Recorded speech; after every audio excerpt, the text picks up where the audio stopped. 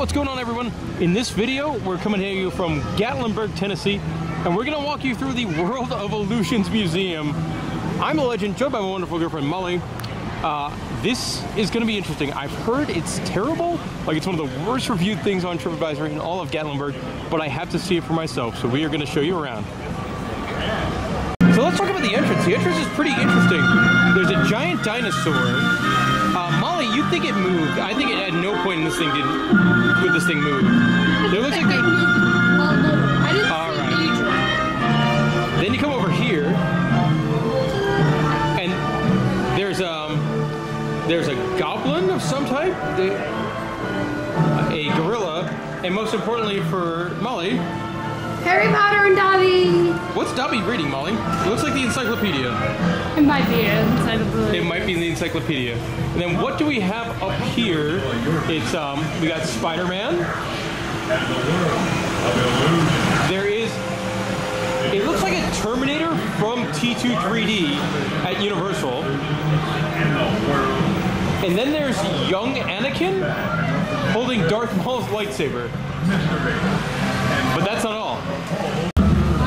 Looks like little Frodo moves a curtain here to reveal Gollum in a cage. You didn't know Molly's also a friend of that franchise. I am. I do like Frodo and Samwise Gamgee. Yes. All right, let's go inside. I mean, we also have to go in. There's a new vampire werewolf illusion. So we're now officially in the museum, greeted by a combination of two of Universal Orlando's greatest attractions of all time, both deceased. You got Doc Brown from Back in the Future, and Twister. It's right there. Also got a whole bunch of clocks and stuff like that. Then we move on to our first illusion, and the museum's all sort of a like interactive illusion kind of stuff. And this is the genie in a bottle, and you can see Molly over there. Who's a genie in a bottle? She's probably singing this song by Christina Aguilera because she quite enjoyed it during her childhood or teenage years. I'm really not sure what that was when she was that old. Moving on, you got a whole bunch of like very unimpressive, just like things you could print out and stick on a wall. The genie in the bottle thing was cool. Over here you go. I feel like whoever made this museum was very much a fan of the Haunted Mansion, because they got an exhibit here where the Pharaoh's eyes kind of follow you. And they follow you. Not too dissimilar from like the library in the Haunted Mansion. In Florida, it's a Q effect in California. Let's see, what do we got? We move on through time in this museum where it's 2000 BC, in Egypt, people believed a priest could obtain water from a rock. Molly, could you scoot that way a little bit? You're... Alright, well there it is. It's water from a rock. It's, this one is not nearly impressive. I like the genie one. You know, I dig the Haunted Mansion stuff. Let's see what's next. Up next is coming soon. All right, we moved on through time. 5000 BC, Chinese magicians were the first to pass solid objects through other objects. I guess that's a Chinese magician. And we're gonna, oh, here it comes. Watch the table, guys, watch the table. Shazam.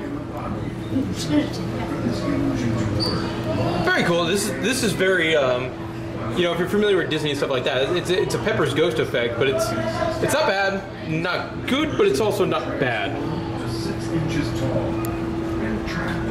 All right, moving along. This thing would not work at all on our camera here. It's supposed to change the size of your nose. Then we get to more printed out stuff. Ooh, and then we go full wax museum here. All right, Molly, what is happening here in this this wax museum scene? I don't know. Sorry, I was trying to change the size of my nose. Yeah, it is quite a thing. But we got Merlin levitating. It looks like Merlin. I also imagine this guy over here was probably supposed to do something at some point with those cups. Yeah. She probably had to raise her arm with one. Yeah. Really not that impressive. No, but I mean, you know, I've seen worse. Like, you can't, like, the way it's shot and everything, like, it's just like a magic show. You really can't tell how it, well, you can guess how it's done, where his cloak is. Yeah. But you do not know for sure. All right, what do we got over here? In 10,000 BC, the Grim Reaper symbolizes death in American legends. I'm an American legend. Oh, there he is. There's the Grim Reaper. Oh, lights off. And there's a man. A mustachioed man. With an interesting belt thing. He has a better what's going to happen now? mustache than you do. I don't have any mustache. Oh, it's the Grim Reaper again. Alrighty. We moved on. 10,000 AD. Let's see what we got. Something went dark. Oh, this is vampires and werewolves. So this is very, probably added during the Twilight craze, I would imagine.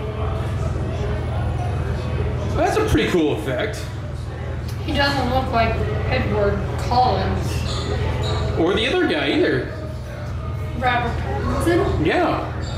Well, No, I think that was the character he played. Edward Collins is the character in Twilight.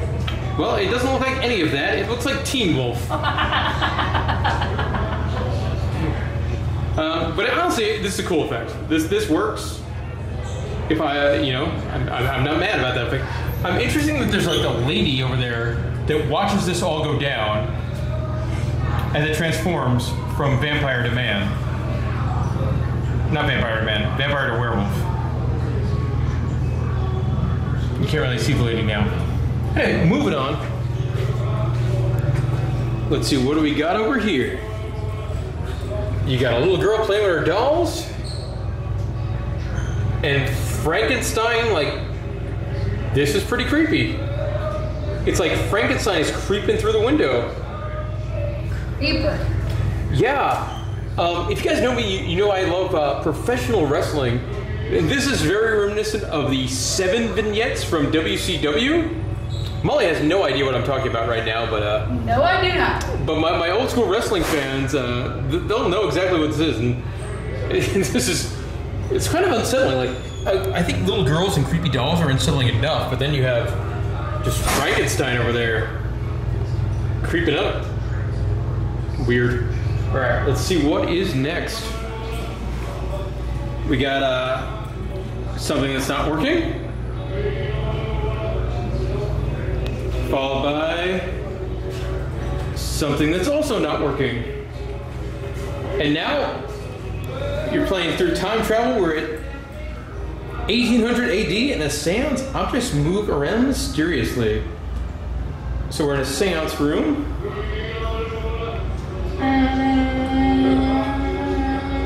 So, I mean, this effect works, sort of. Like, there's a crystal ball over there, and it's just sort of moving on its own. Yeah. Like, I mean, I honestly cannot tell you how this one's done. You can tell where. Well, yeah, you can see the M, like the path this thing takes, but I'm not sure how it's done. I wonder why M, like, move mysteriously? Molly? I don't know. It's probably Molly. Oh, yeah. The demon lady over there, huge fan of the channel. All right, and that's it. It just sort of goes around that path. I mean, this is the first one that we've been through yet where I don't physically know how it's done. So I mean, that's kind of cool. It has to be magnets. Yeah, but how do you put a magnet in that? Normally magnets are metal, and that's like a glass chamber thing. I'm sure the comment section is just exploding right now, calling us idiots. Clearly we've had we might have had a couple of drinks before we came in here. I think that probably makes it more fun. But this has been my favorite one yet.